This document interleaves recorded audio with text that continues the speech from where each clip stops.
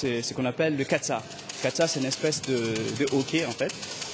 Et voilà, donc on utilise ici beaucoup de cérémonies, de circoncision, de retournement de mort, enfin, dans toute notre culture en fait, cet instrument est omniprésent. Une exposition de bande dessinée d'un artiste malgache relatant l'esclavage était aussi au programme. Une journée de découverte de jeunes talents sera aussi organisée ce samedi 28 mai à la maison Eureka à Moka. Il y a un musicien, un artiste malgache qui est venu, qui va jouer un instrument malgache, qui va chanter et apporter de l'art, de la culture au niveau du centre pour tout le public mauricien. Donc, je crois que c'est un pas vraiment dans la bonne direction pour faire connaître sa multiplicité de cultures qui comprend l'Afrique. L'exposition sera ouverte au public jusqu'à demain de 10h à 13h. Autre activité du Centre Nelson Mandela pour la culture africaine, celle organisée hier au centre communautaire du village Le Morne. Il était question du lancement d'une publication ayant pour titre « Our First Freedom Fighters ». Au programme également des activités culturelles.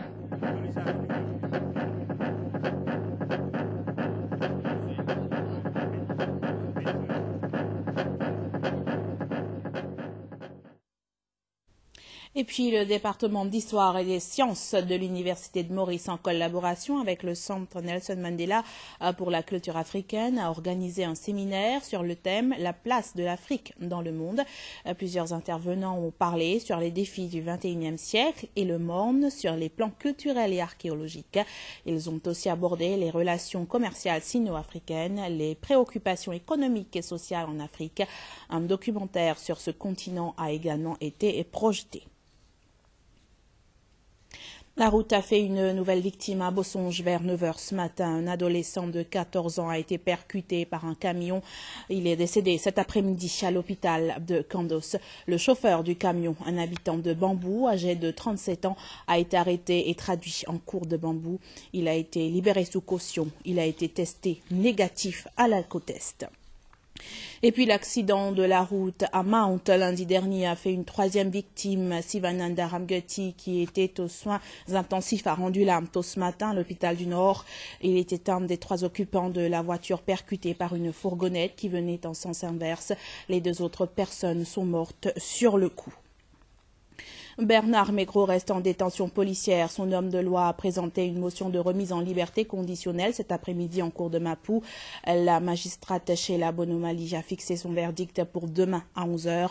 Pour rappel, Bernard Maigret est le principal suspect dans le meurtre de la styliste Vanessa Lagesse, retrouvée morte dans son bungalow à Granby en 2001.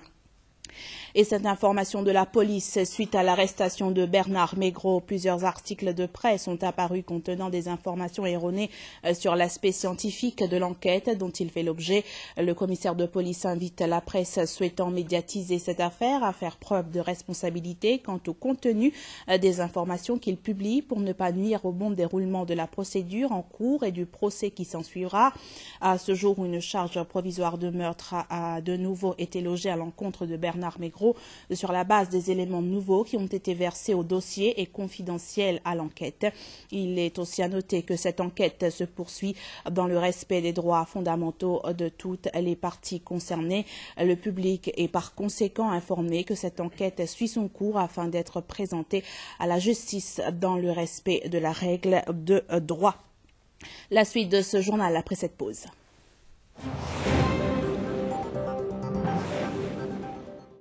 Parce que maman est notre plus grande star, c'est la fête des promos chez 365. Un lisseur Calor vous est offert au prix promo de 2990 roupies seulement. Pour une friteuse Seb ActiFry, c'est 8200 roupies seulement. Vite, profitez-en. 361. Unexpected, expected. Pour que vos toilettes soient vraiment propres, il vous faut un détartrant puissant, un éliminateur de bactéries et un désodorisant. Monsieur Crest, nettoyant WC, vous offre les 3 alpha. Grâce à son effet triple action, Monsieur Crest, super puissant, détartre, élimine les bactéries et désodorise en même temps. Et maintenant, pour plus de satisfaction, Monsieur Crest vous offre 250 ml gratuitement à l'achat de 500 ml. Monsieur Crest, nettoyant WC avec effet triple action.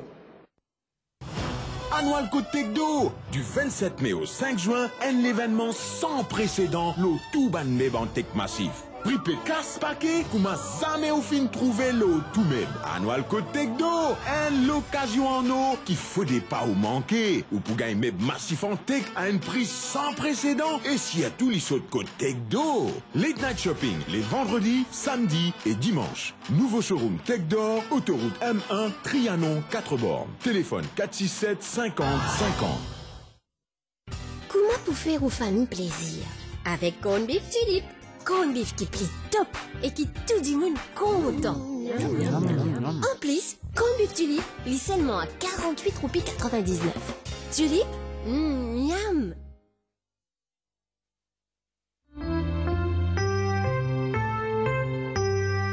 Ancien élève de Patrick Attou, Jean-Ronan Nama vole désormais de ses propres ailes. Il doit également beaucoup à Anne-Marie Porras, chorégraphe français. Jean-Ronan est aujourd'hui un de nos plus talentueux chorégraphes.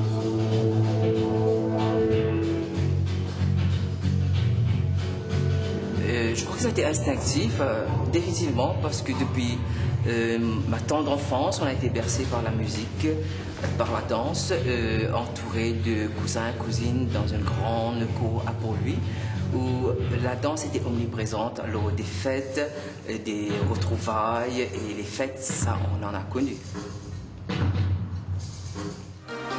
Le magazine Priorité Santé, ce vendredi, sera consacré au tabagisme. Cela dans le cadre de la Journée mondiale sans tabac qui sera observée le 31 mai. Chaque année, un millier de Mauriciens meurent des suites de complications de santé liées à la cigarette. Nouvelle législation pour interdire la consommation de cigarettes dans les endroits publics. Conseils pratiques pour arrêter la cigarette. Autant de sujets qui seront abordés ce vendredi soir au cours de Priorité Santé à partir de 20h25 sur MBC1. L'Inde et l'Afrique ont conclu leur deuxième sommet commun à Addis Abeba avec à la clé une enveloppe de 5,7 milliards de dollars pour le continent africain et un engagement conjoint à réformer la composition du Conseil de sécurité de l'ONU.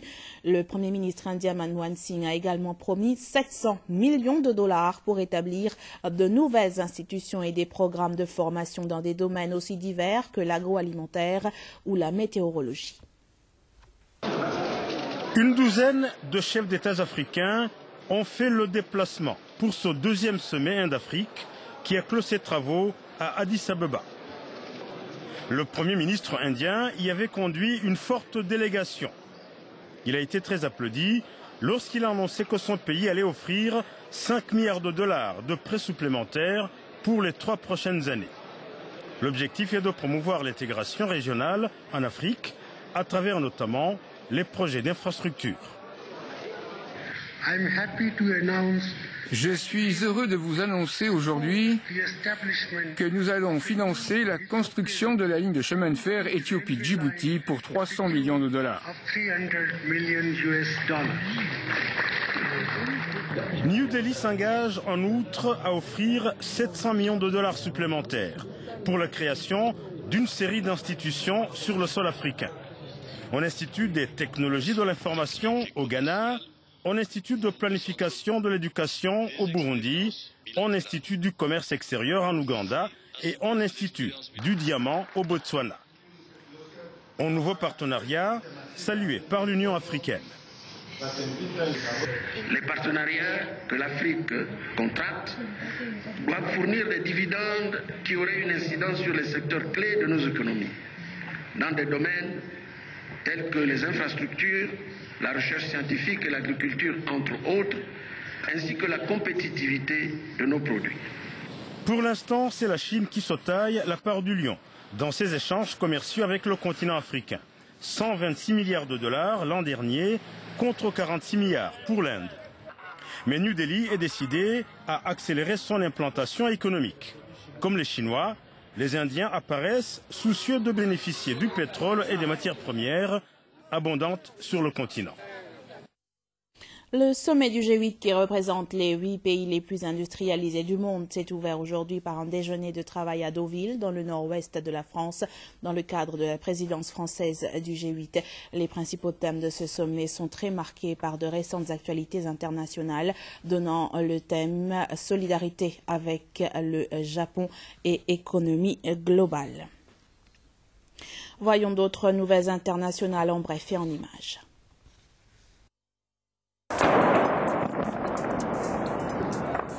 La situation au Yémen, Barack Obama, que l'on attend à Deauville ce jeudi en provenance de Londres, exhorte le président Ali Abdallah Saleh de quitter le pouvoir. Depuis quelques jours, de violents combats opposent les forces qui lui sont fidèles et un groupe de miliciens tribaux. Bilan 68 morts depuis lundi. Et l'on vient d'apprendre qu'une explosion dans un dépôt de munitions a fait 28 morts, toujours à Sanaa. En Géorgie, violente répression d'une manifestation de l'opposition à Tbilissi, bilan 2 morts, dont un policier. Les forces de l'ordre sont intervenues à coups de canon à eau et balles en caoutchouc après minuit pour disperser la foule qui depuis 5 jours réclame le départ du président Mikhail Saakashvili, un pro-occidental arrivé au pouvoir en 2003 à l'issue de la révolution pacifique dite de la Rose. C'est son autoritarisme qui est dénoncé. Une explosion à Istanbul en Turquie, déflagration à proximité d'un arrêt de bus dans le quartier résidentiel d'Etiler et qui a fait plusieurs blessés. On ne connaît pas l'origine de cette explosion. La police a établi un périmètre de sécurité dans la crainte d'une éventuelle nouvelle déflagration.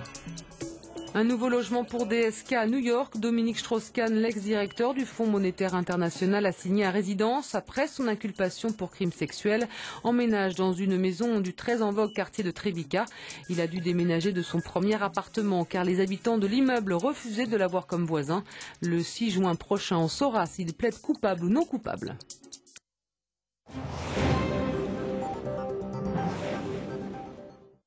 Ça, c'est moi. Et voilà comment tout a commencé.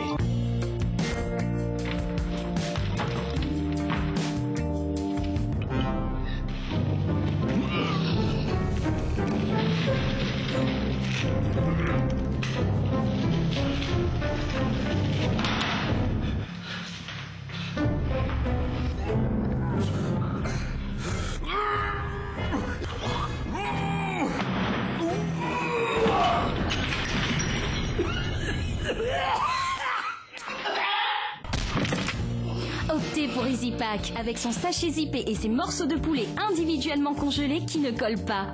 Easy Pack de Chantecler, take it easy. Et la vie est encore plus easy avec Easy Pack, ailes, hanches et pilons qui sont maintenant en petit format. Ne manquez surtout pas la Fashion and Lifestyle Exhibition à l'occasion de la Fête des Mères. Toute une panoplie d'articles à des prix promotionnels vous attendent au Freeport Mer Rouge